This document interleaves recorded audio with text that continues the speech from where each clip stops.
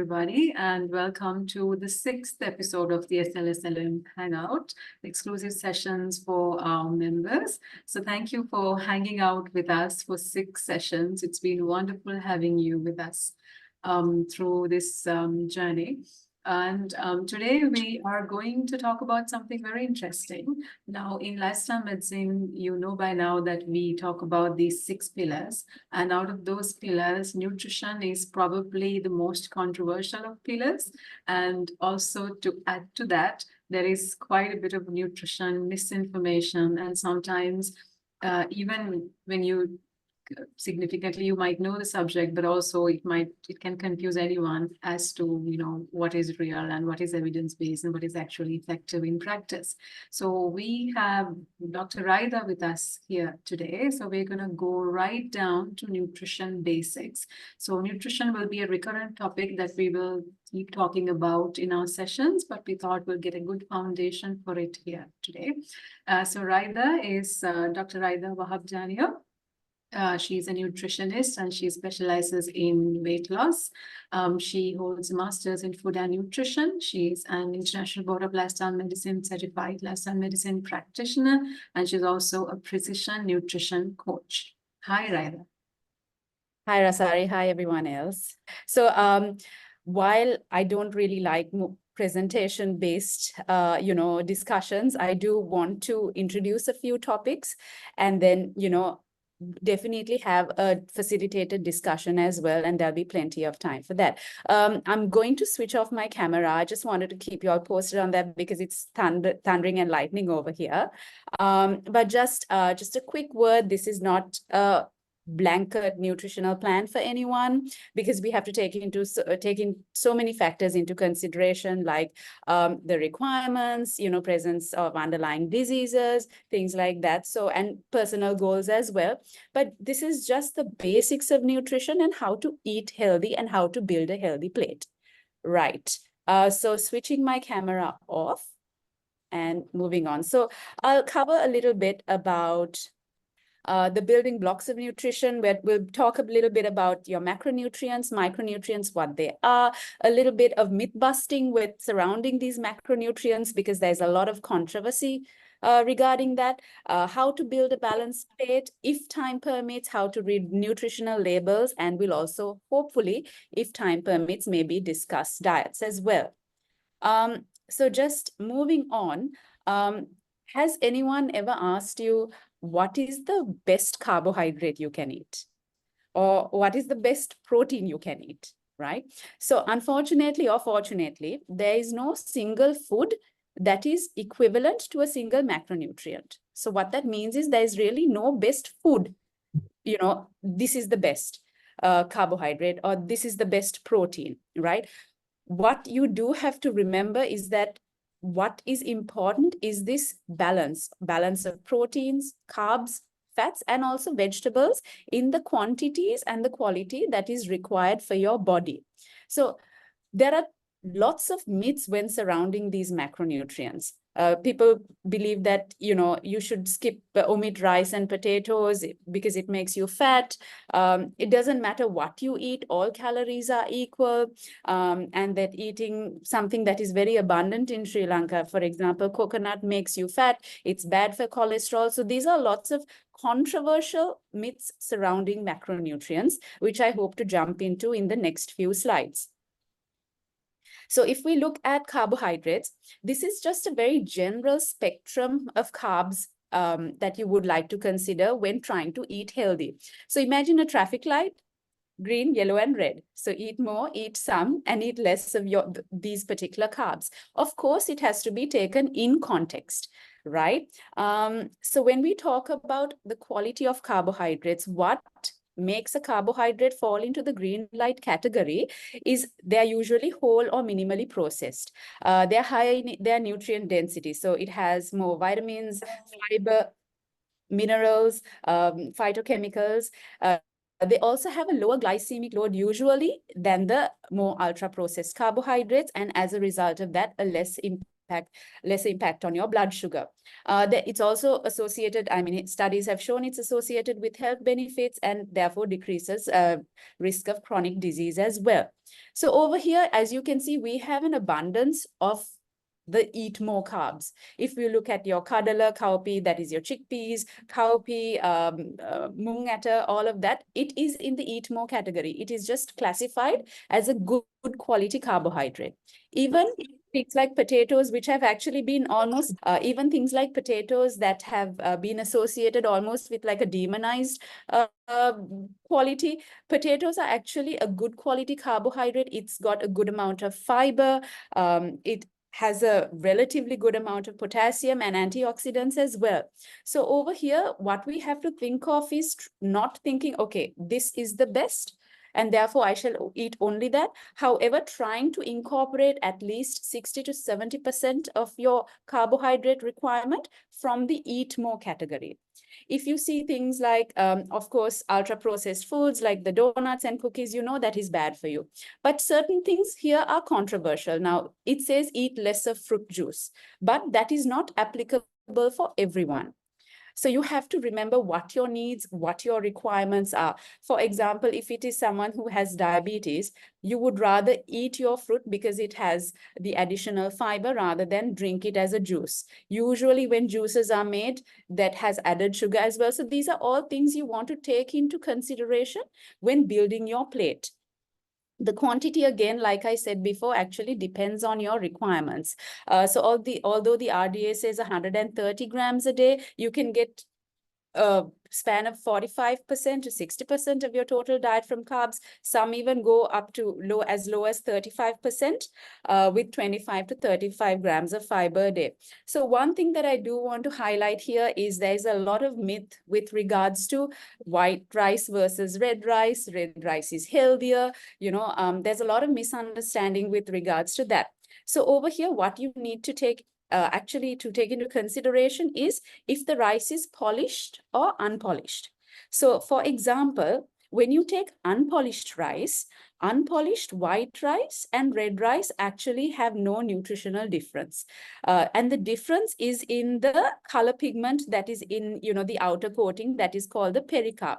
That color pigment is known as anthocyanin. So when it comes to unpolished white rice versus unpolished red rice, there is no actual big difference. However, unfortunately, we don't see a lot of unpolished white rice in the local supermarkets, right? And you do get the very, very polished white rice.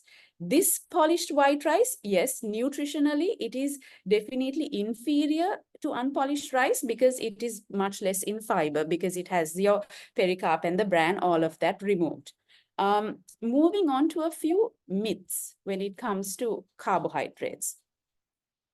Okay, so again, are all carbs the same?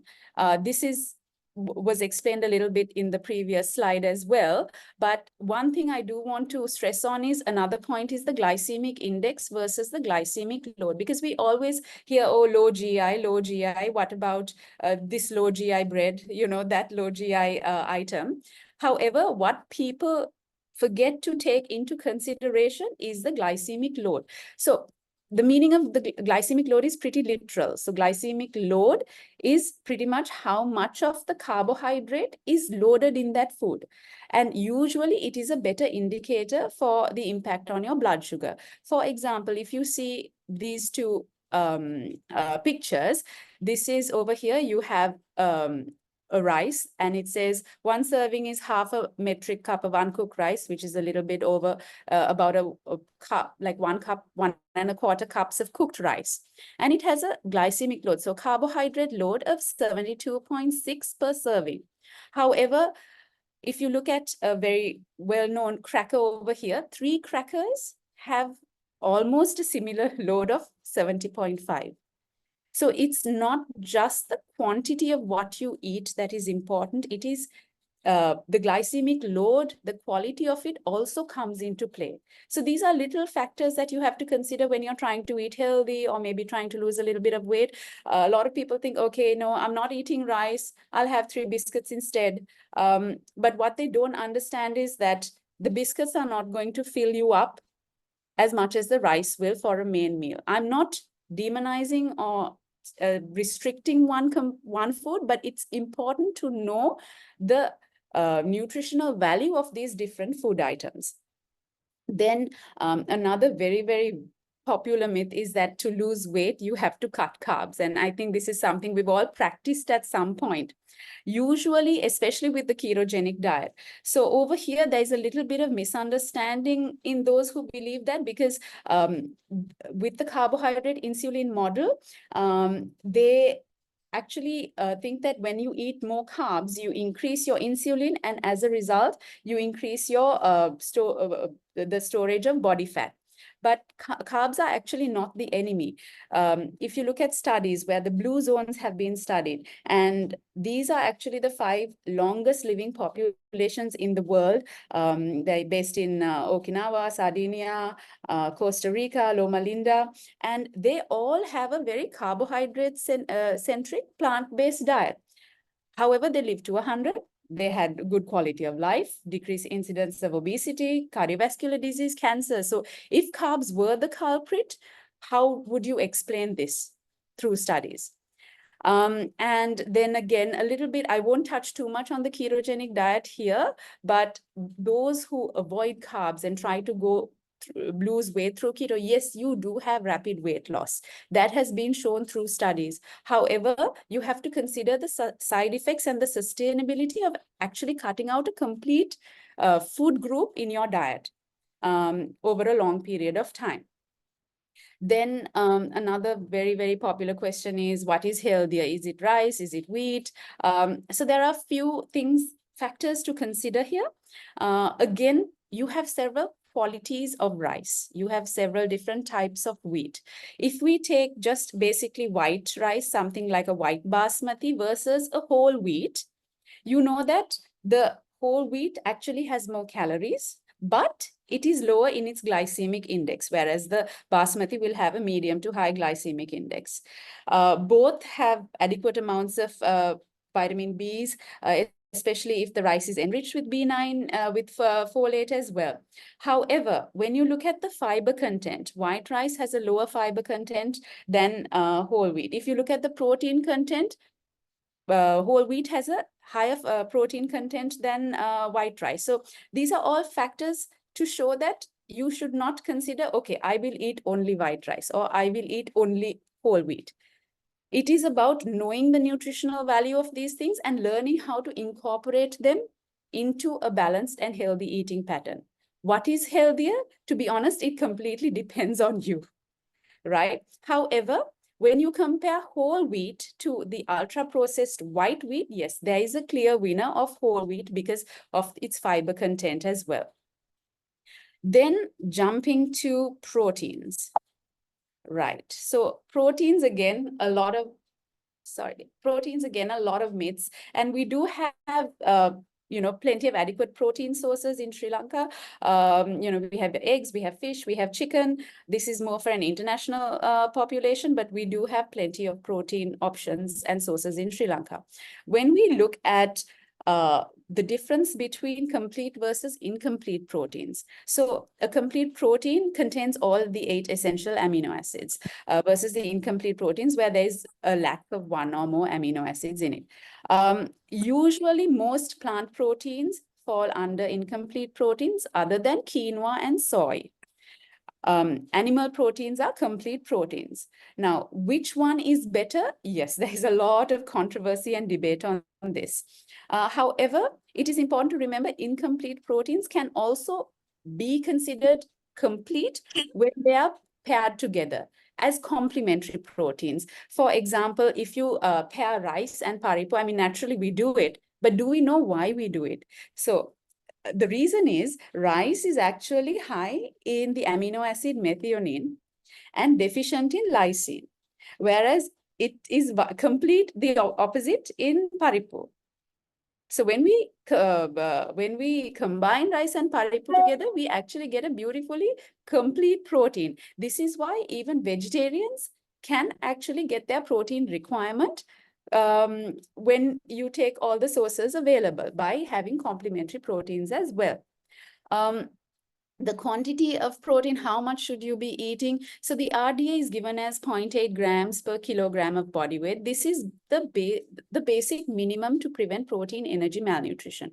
However, as I will sort of discuss in the next slide, there are newer schools of thought where studies show that your optimal intake of protein should be a little bit high, especially when it's for healthy eating and weight loss as well. Then over here. So one of the most famous myths is, oh, animal proteins are better than plant proteins. Short-term studies actually no significant difference between muscle growth between the two types of protein. They had kept it at 1.6 grams per kilogram of body weight for both diets. However, the issue is this: with plant proteins, because the protein density is lower, you actually have to eat more to get that 1.6 grams per kilogram of body weight. So that's the first factor. Then the other issue is because plant proteins also have a lower digestibility because they have a higher fiber content, and this fiber encases the protein molecules, making them less accessible to the digestive enzymes. And then also they have natural inhibitors like phytates, tannins, trypsin inhibitors, also which make them less accessible to our digestive enzymes. So because of this, digestibility with proteins is also an issue now. Say, for example, in chickpeas, in chickpeas, if you take 100 grams of boiled chickpeas, you actually only get 7 grams of protein. So you will have to eat a lot more to get to a higher protein requirement from your plant proteins. However, there are little cooking methods that can be done to actually help with this. Things like soaking, sprouting will actually help with absorption and digestibility as well. Then another belief is that high protein diets will harm the kidneys, because the RDA was given at 0.8 grams per kilogram of body weight. But you have to figure out what is your optimal amount. Studies have shown that 1.2 to 1.6 grams per kilogram of body weight spread across 2 to 3 meals is generally a good amount for building a healthy diet and a healthy plate. But you do need to consider any underlying disease conditions as well. I've just added this in the carnivore diet. It's not as popular in Sri Lanka, but internationally, this is where they completely cut out all forms of plant-based food and they only eat meat. However, evidence from so many studies have shown that those had an increased risk of cardiovascular disease and increased risk of colon cancer actually by 21%. Then moving on to fats. So over here, we have our essential fats. That's our polyunsaturated, monounsaturated, saturated fatty acids. So I've actually encircled, the polyunsaturated fats over here. You have your seeds, that is your chia, flax, pumpkin. These are actually now found in Sri Lanka as well. There's a reason why polyunsaturated fats, these essential fatty acids, which cannot be produced in the body, have become very popular because of their cardioprotective effects, their effect on decreasing your blood cholesterol levels. Lots of studies have shown that it's very important for central nervous system function. So over here, we can get a variety of the omega-3 polyunsaturated fatty acids from items like seeds, which are actually a more economical option rather than constantly trying to buy nuts, which are extremely expensive these days. Then if you look at the monounsaturated fatty acids, you do get it from olive oil. You actually get it from avocado, which is available in Sri Lanka as well, and other varieties of nuts. Saturated fats, you want the dietary guidelines say you have to keep it to less than 9%, and your total fat intake should be between 15 to 30% of your total diet. If we look at the myths surrounding fats, and I think one of the most asked questions is, what oil should I use for cooking? Because of the stability of this oil and the fact that at even high heat levels, as you can see, coconut oil has the least amount of reactive oxygen species for high heat cooking. Virgin coconut oil is actually the best. However, because of its nutritional value, you know, its monounsaturated fatty acid content, anti-inflammatory properties, olive oil is also a very good oil to use. However, coconut oil, which has been demonized in the past, has a lot of benefits, which now studies have shown. So jumping from that to actually coconut, the product. So now we know lots of studies have actually come out showing that the coconut is rich in antioxidants. It has the medium chain triglycerides, which have actually shown anti-atherogenic effects in certain studies. It with your your blood cholesterol levels, there are mixed evidence. So some show that it does impact your LDL-C levels. Some studies show that it actually helps to decrease. So overall, you have to take your entire diet into consideration as well. And if we look at the body fat, so always remember, when you look at your body fat percentage, you have to consider all your entire amount of calories, because it's not only fat that will make you fat. And it's very important to know that each additional excess inch on your waist actually independently increases your risk of death by 2.75%. So again, this is a very important point where you do need fats. Fats help to keep you full, that feeling of satiety as well, but in the certain amounts that is required for your body. Then moving on to another important food group, that's your vegetables. So again, everyone would have heard the saying, oh, eat the rainbow. Why? Because you have a whole range of your micronutrients. That is your vitamins A, B, and certain minerals. So over here, one important point from milk. But our green leafy vegetables like the katurumburunga, mukunuwana, they also have a good calcium amount. So you don't have to, even as adults, we don't have to drink milk to get our calcium intake. It is very, very good for weight loss, because vegetables have that fiber that helps us feel full as well. And especially a little tip that I would like to incorporate is try to always keep the veggie content double of the carb serving. So this way, you know, we feel that there's a balanced meal. We feel that there's plenty of quantity without restricting, but we're able to enjoy our carbohydrates as well. Moving on to fiber. So fiber, we have two types of fiber, soluble and insoluble fiber. We have lots of sources for fiber. With soluble fiber can be found in oats, peas, citrus fruits, even carrots, and insoluble fiber from your wheat bran, nuts, pulses, and certain vegetables. So the RDA generally differs, because men need at least 38 grams a day, women about 25 grams a day. But generally, when you have a whole food-based diet with whole grains, that is the green light carbohydrates, and plenty of vegetables and fruits, you automatically hit your fiber targets and without a requirement for supplementation. And we all know the benefits of fiber for digestive health, blood sugar control, satiety, weight management. And over here, satiety is a very underestimated term, because when it comes to weight loss and actual weight management, what is important is the maintenance and the consistency of your plan or your dietary intake. So over here, when we are talking about fiber, fiber helps us to feel full, and satiety is almost like the holy grail when it comes to eating healthy and weight loss. Right. Any questions so far, Asari?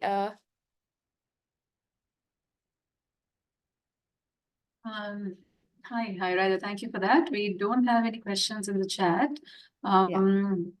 Any questions from the audience? You can actually send a question via chat, or you can unmute and talk. Radha, I just want to ask about plant milks. On that slide, was it just the sweetened plant milks? The plant milk? Yes. Plant-based milk? Was it only the sweetened one that is have less of, or just in general? So because I drink like soy milk. Yeah. Yeah, so again, like I said, this is it's just, it's a general guideline. So if you have lactose intolerance and that is why you are having plant milk, so you want to choose, especially in terms of weight loss or weight maintenance, you want to choose an unsweetened version because then you don't have the added sugar as well. So over here, it will say sweetened plant milk. Sugar. Right? Okay. Yeah. Okay. Thanks.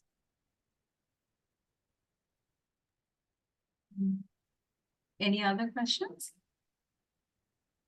So far we've just covered the building blocks. We've talked about the carbs, the proteins, and the fats. Anybody? Any questions? We do have Dr. Aruni Malvat with us. Aruni, are you able to talk? Probably not. Yes, Rasari, at this moment I'm fine. Okay, and anything to add from you, Aruni? So regarding the building blocks of nutrition, and we're talking about plant proteins and how we can get our protein fix from plants as well. Anything from you? Yeah, I think it was quite fine. I was not there for the whole presentation, but what I heard was quite interesting, and that's correct. So I believe the bottom line should be not getting stick to the numbers and getting the numbers remembered, and it is difficult. So what I believe is uh, as a principle, we should be as whole as possible, as low fat as possible in the journey of weight loss. So when you just consider whether to eat nuts or whether to eat nut-based oil, so then it always have a higher preference over the nuts because it is whole. Even you take it for a little amount, so that's the wholesome brings us the benefits. So because when the processing increase, we don't know about the reliability of the food, and the processing makes it different. So if you remember the NOVA classification where the comes in the board review book, so it gives you the idea. So whole food is better always. So then when it comes to plant milk also, unless you really want to be on plant milk, so the sweetened one is not more processed than the whole unsweetened one.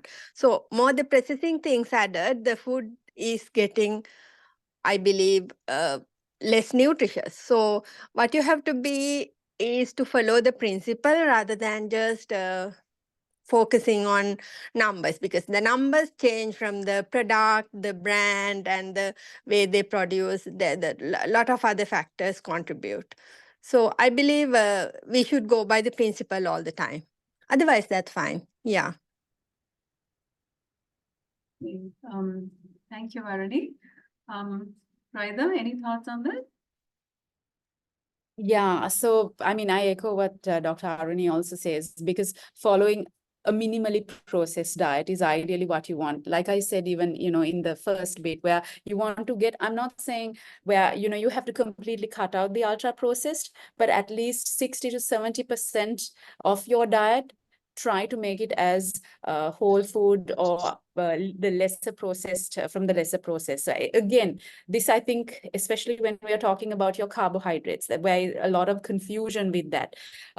It is important to try as much as possible to choose from the more minimally processed carbs and understand that those carbs eaten in the correct quantities for your body are not bad for you. And I'll just give a few examples of a plate structure as well when it comes to eating healthy. Okay. And right, thank you, Raida. So so you presented a lot of research to us with regard to each macronutrient. So is there like a global consensus? What is the case for plant-based eating pattern? Right. Okay. So good question, Rasari. So over here, the American College of Lifestyle Medicine actually did a study to find, now we have so many global dietary guidelines. However, the ACLM actually did a study to compare these guidelines and to find the common emerging factors. And again, as you can see, it's similar to what, even Dr. Arun was talking about. Foods that were encouraged were your whole foods, your vegetables, your fruits, your whole grains. So, even common myths like, oh, if I eat banana, I'll get fat. Banana is not healthy. Things like that are often very sadly displaced myths. Legumes, pulses, nuts and seeds, low-fat dairy. So these were the common foods that were encouraged in most of the dietary guidelines. And then, of course, foods that were discouraged were red meat because of the, issues with the cardiovascular risk issues, processed meat because it's classified as a group 1 carcinogen, refined grains, again, because the moment you have refined grains, like I showed in that second slide of the carbohydrate load, your carbohydrate load is higher in a smaller quantity when you have refined grains. And then fatty meat like bacon and, fatty cuts of pork. So over here, again, echoing Dr. Aruni, Michael Pollan was very famous in saying, eat food, not too much, and mostly plants, right? So again, eat whole food. If I may elaborate on that, eat whole food. Try to keep to those green light foods as much as possible whenever your, budget and time and preparation permits. Not too much. So there are very important, very heavy thoughts behind each part of this sentence. So not too much actually incorporates the whole aspect of mindful eating till you're 80% full. And then mostly plants. So again, that means incorporating as many vegetables as possible to ensure that you are not just healthy, but you have your adequate fiber intake, you get your micronutrients. So as you can see, each phrase of this sentence holds a very heavy weight.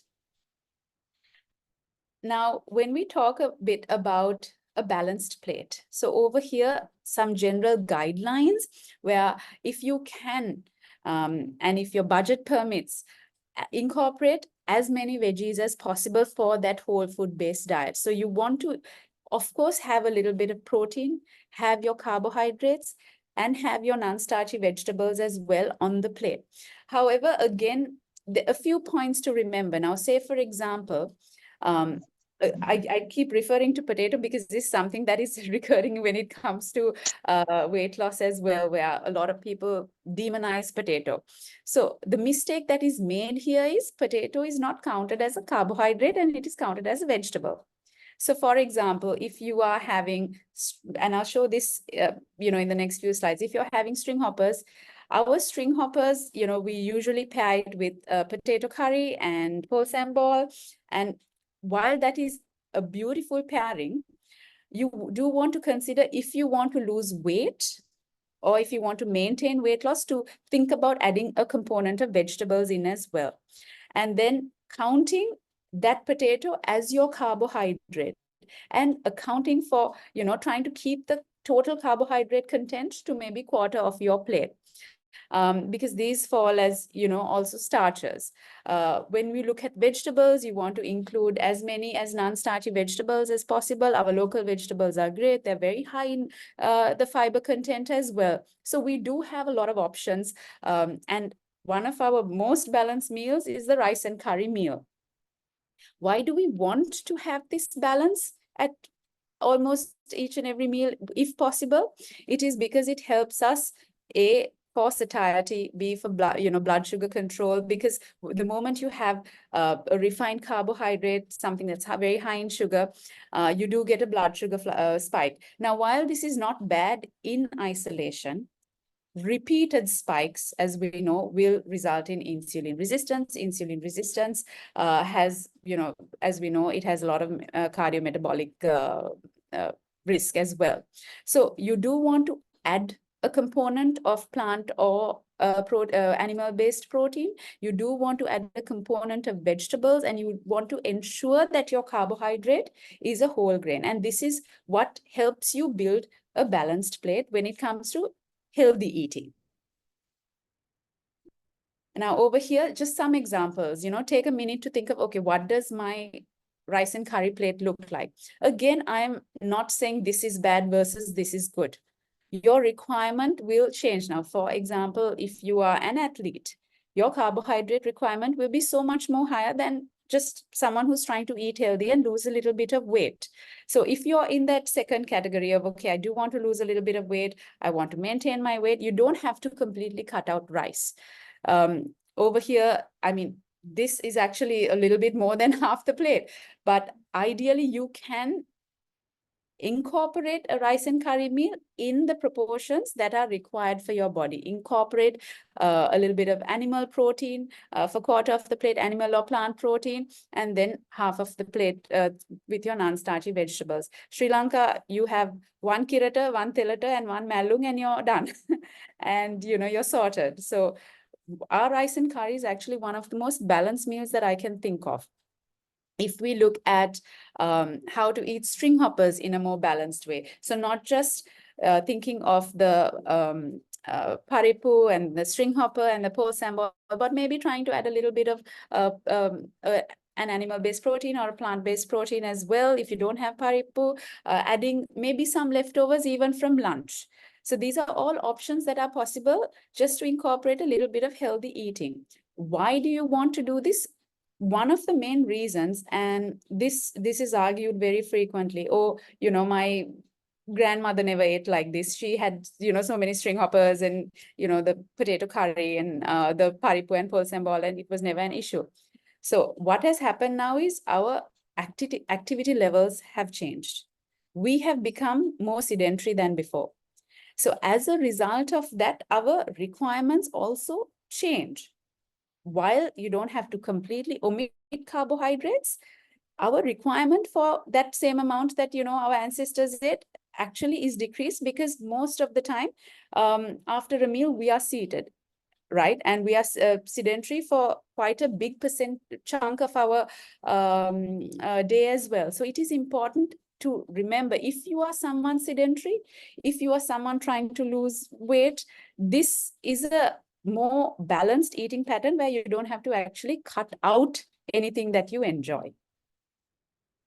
So just simple swaps go a long way. So over here, moving from, you know, just a bowl of cornflakes and milk to an oats bowl. And ideally you want to choose an oats like rolled or steel cut. Of course, remember, cooking time with rolled and steel cut oats is much longer. So you want to soak it the previous night, and maybe actually add a component of healthy fats to it as well. Some seeds. So have some seeds, add the oats, add some milk and keep it overnight, and you can take it out and microwave it. Again here, white rice, to be taken in context here, what I meant was the polished white rice, switching to red rice. Eating your fruit instead of actually drinking it, with, you know, which comes with the added sugars. A lot of people, they consider sausages as a protein source. Unfortunately, it actually falls as a carbohydrate, because it's it has a high percentage of starch filler rather than actual meat. So having spending, and now sausages are not cheap either, so spending that money on actual animal proteins, if you're someone who is not vegetarian or over vegetarian, then it is a definite good option. So you're moving from something that is ultra processed to whole. Again, same concept here with French fries to baked potato, moving from something that is ultra processed to whole. A good snack option, because, you know, chips, crisps, murukku, that has all, you know, become very popular when you're just mindlessly eating. So homemade popcorn, where you actually take the popcorn kernels and you pop it at home in the microwave or on the fire, it is a lower calorie option and definitely much less processed when you compare it with potato chips. Even just a simple switch, like instead of actually going and buying a bun, making a sandwich at home, because then you have that opportunity to introduce maybe a salad leaf, you know, a slice of cucumber, a slice of tomato. All these things finally add up when you look at the bigger picture. So don't always focus on making big changes, and don't focus on making on, you know, numbers like what Dr. Aruni said, but think of small, little switches that can go a long way. Another point over here is the calories we drink. So what we don't realize is when you look at even a Frappuccino, you can sometimes fill in 1/3 of your calorie quota with just one drink. So instead of that, if you're someone who likes coffee or tea like me, then maybe switch to just, coffee or tea without all the fancy additions, unless it's a special treat. So even when it comes to fizzy drinks, that need to have a Coke, you can do simple switches like maybe adding a fruit and then adding some soda, putting it in the blender with a few cubes of ice, and you've got something, not the exact same thing, but something that may hit the spot, so to say. And yeah, so when another point of, we all like to eat out. We all love to go for Chinese. One very famous thing is the hot butter cuttlefish and things like that. So again, even when you do go out and have a meal, these are ways that you can incorporate that healthy plate, right? Where you serve some form of vegetable. You don't overload your plate with rice. You add a protein element as well. Over here, you can see there are, two different, there's a Chinese, there's Thai, then there's a Western meal, there's an Indian meal. So you do have different options. You can even replicate these at home as well, where if a sambar is a great option where you can add just whatever vegetables that you like. You can add paripu as well. And then when you pair it with your idli or homemade thosai, you actually have a very well-balanced meal that doesn't even require animal protein. So just a few, these are just some ideas about healthy eating, and questions are welcome at this point. Thank you, Raida, and thank you for all those very pretty photographs as well. And any questions for Raida at this point? Yeah, why is it that you said you feed the vegetables first and then that order when you go out? Okay, so yeah, good question. So that is purely psychological, because when you do eat your veggies first, you already start feeling a little bit full. So then once you actually move on to your carbohydrate, you have a certain level of satiety, especially if you're eating a little bit slower. So you're able to be a little bit more careful with the overall quantity that you're eating. So a little like almost like a little tip when you go out. Okay, that's a good idea, because I'm so used to eating a little bit of everything together in one bite. I mean, this is a good idea. It helps with, even especially when you're eating a little bit slow, it helps with feeling full as well. Because by the time, even with like a Chinese meal, by the time you come to the fried rice, there's just so much you can eat because you've already filled up on the other components. Other things. Okay, thank you. Thank you, Chinti.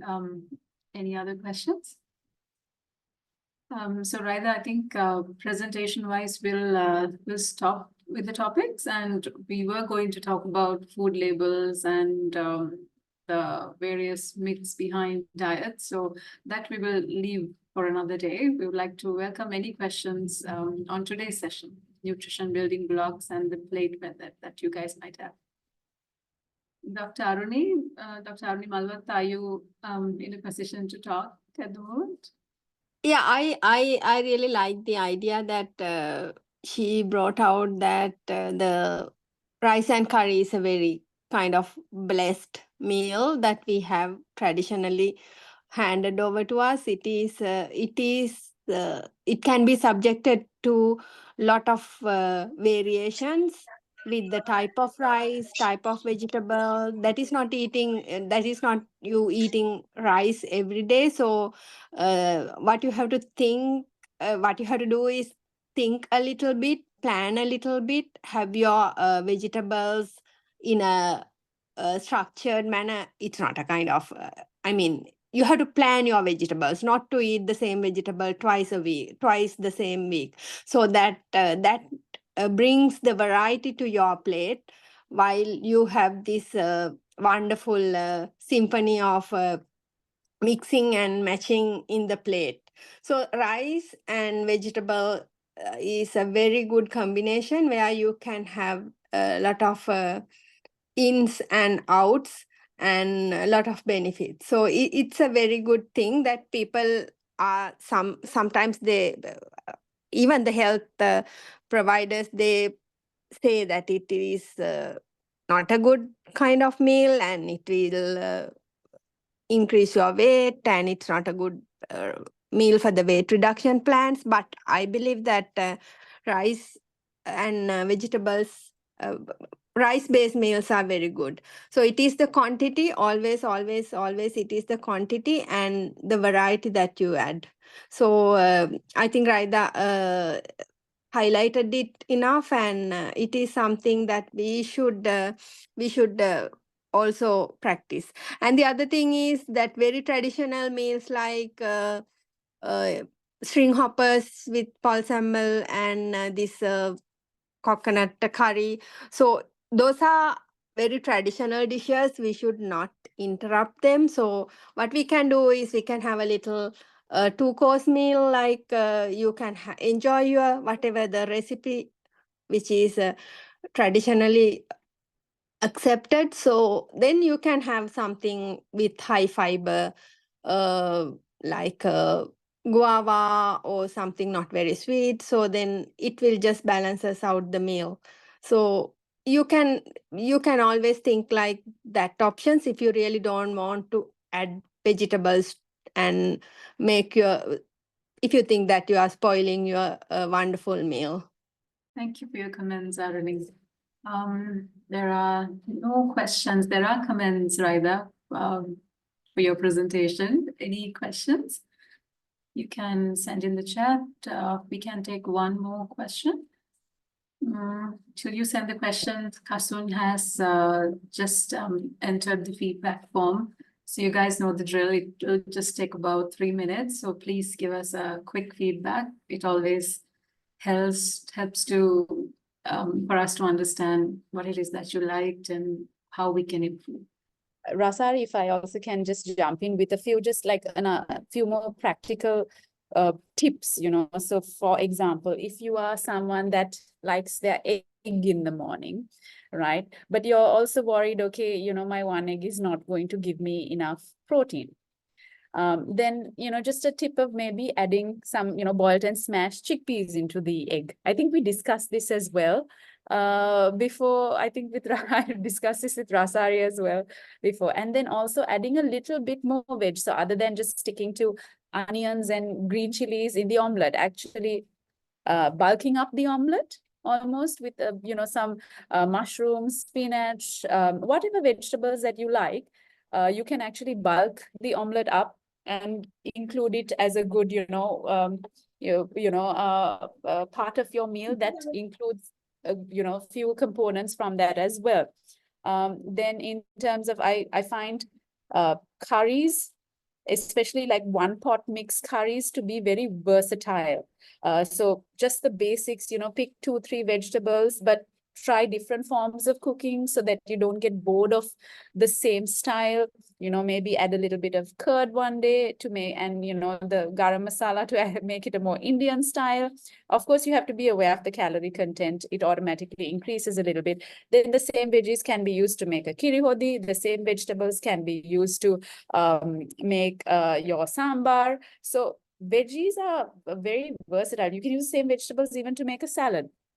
And salad doesn't mean, when people talk about salads, they only think of greens. You don't have to think of a very grassy looking salad. You can again bulk up the salad, you know, add pulse in, add some chickpeas, add some lentils, even add mungata, add more vegetables to it, add a component of an animal protein if you want to, and you've got a good healthy meal almost that can, you know, that you can follow up with fruit as well. So again, as long as you remember the basics, whole versus ultra processed, balance the meals out with, you know, well-rounded components, you can't go wrong.